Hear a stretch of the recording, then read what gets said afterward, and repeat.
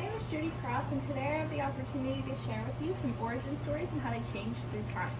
I got interested in this topic because I can remember the happily ever afters and what I was doing when I saw them. When I first saw Cinderella, I can imagine just sitting on my grandparents' leather couch, my parents making spaghetti behind us with my two sisters next to me as we watched the carriage take Cinderella and her prince away. I remember the same thing with Snow White.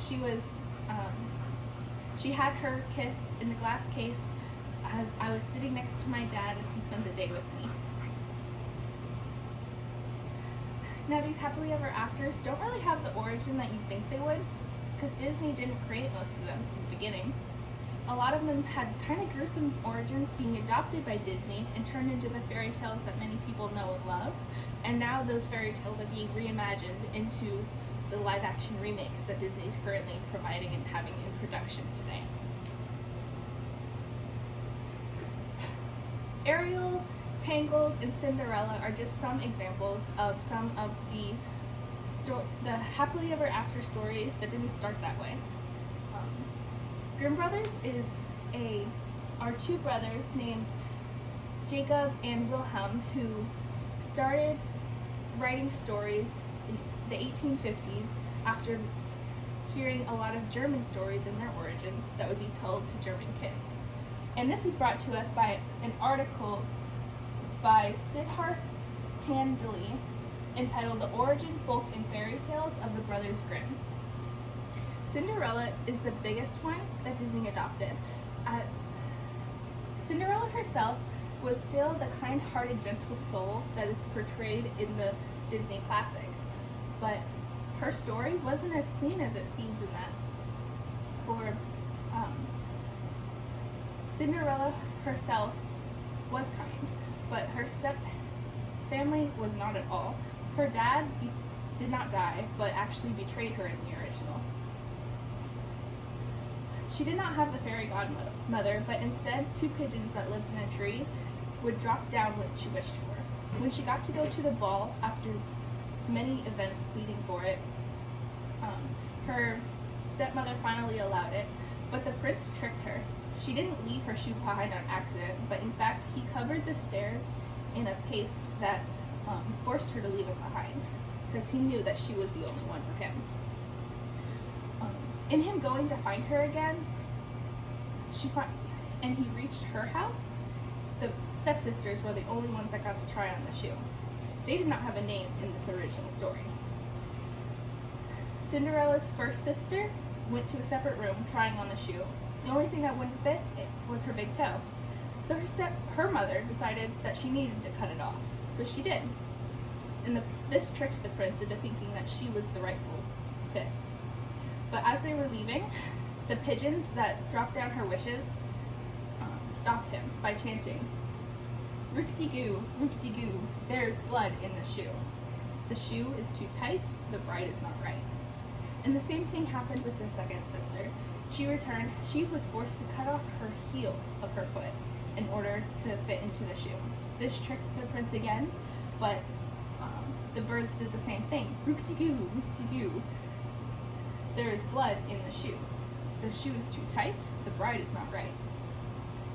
After begging the father to allow him to meet the last daughter, Cinderella correctly fit into the shoe. But as they were walking down the aisle, the pigeons that were next to her plucked out the eyes of the 2 sisters as a punishment. So instead of it ending with happily ever after, it ended with the punishment of not being able to see because of their falsehoods. Now, these frightening German stories were not soon, but 100 years later, were created into the Disney stories that many people love and are so dear to their heart today.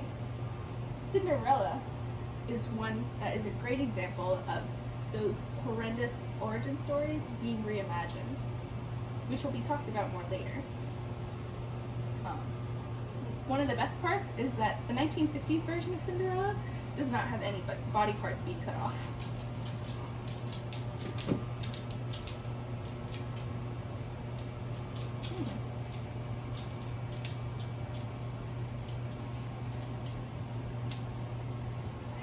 Cinderella and Snow White are unique because instead of going from just their animated versions into the live action, which will be referred to in a second, they actually had a whole series in between of remakes that catered to modern teens. Cinderella had 3 movies, one being A Cinderella Story in 2004, another Cinderella Story in 2007, and A Cinderella Story Once Upon a Dance in 2011. I have gotten to see all of these. Sydney White is a modern day remake of Snow White, which was geared towards teens of the early 2000s as well. After all of these remakes of the original gruesome stories, live action movies are currently being recreated by Disney today. Disney has made and continues to make live action remakes of their stories, including Beauty and the Beast, Aladdin, and currently in production being The Little Mermaid.